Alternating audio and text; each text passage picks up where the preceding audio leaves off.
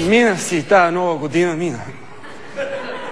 Много, много добре купонясвах. Цялата нощ от 30 декември до 2 февруари. Много добре.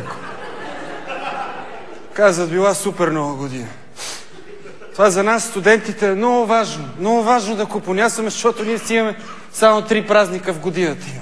8 декември, нова година и всеки ден. Аз съм студент първи курс, 3-ти сезон. Сега идвам от стола. Менюто беше страхотно в стола.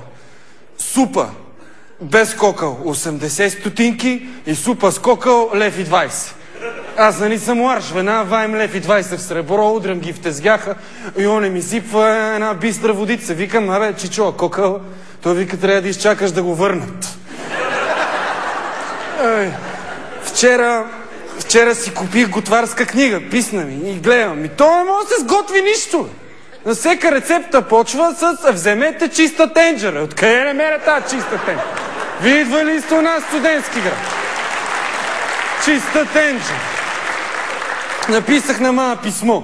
Маме, моля те, прати ми един чиф чорапи, ама моля ти се хубаво ги уви в някое пликче да не се омажат от луканката, кашкавала, салама, сланинката, пастърмичката и маслото.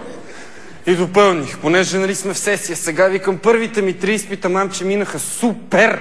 Очаровах ги професорите, даже много от тях искат да ме видят пак на есен.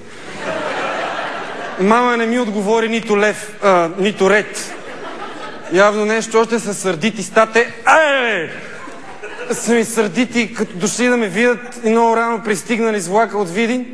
И било затворено общежитието и те чукали портиера, им казал, кажете, и те питали, тук ли живее Петю Петков? И той им казва ми, да, тук живее, подпрете го там до вратата, след малко ще го кача в стая. Живот си живее в студентски град, бе! Като дойдете в студентски град, веднага мога да разберете кога сме в сесия, кога няма никакви места по заведенията. Тогава сме в сесия. Тук ми влезна нещо. Оня ден отивам на изпит. Значи трябва да ходя. И професор ми вика, колега, вие идвали ли сте на лекциите, защото аз за пръв път ви виждам. Той аз го виждам за пръв път, но не го правим на въпрос, нали? Викам, професоре, вие не сте ме виждали, защото аз седя там зад колоната. И той, странно. 50 см колона, па вие сте 17-тия студент, дет седи зад нея. Двойка. Скъса ми без да ми задава никакъв въпрос. На втори изпит обаче се явявам мега подготвен с слънчеви пищови. Това е, пишеш на бял лист хартия с изпълнител, на който ме свършило мастилото, пишеш всички теми. И после сядаш до слънцето и гледаш и пишеш с химикалка, ама не има слънце! И професорът ми вика, какво е, колега, да не ви затруднява въпроса? Вика, не, затрудняваме отговора. Пак двойка.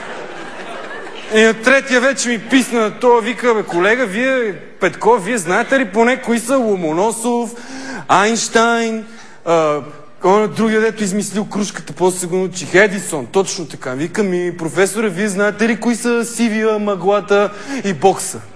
Той, не. И тогава какво ме плашите с вашата банда?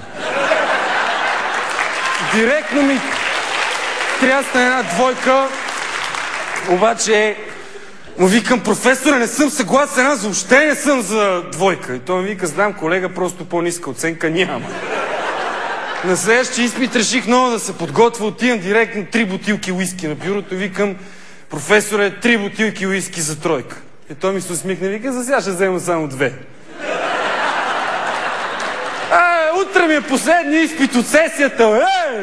Сега отивам да го полеем, защото при нас в студентски град полет изпит си е зет изпит.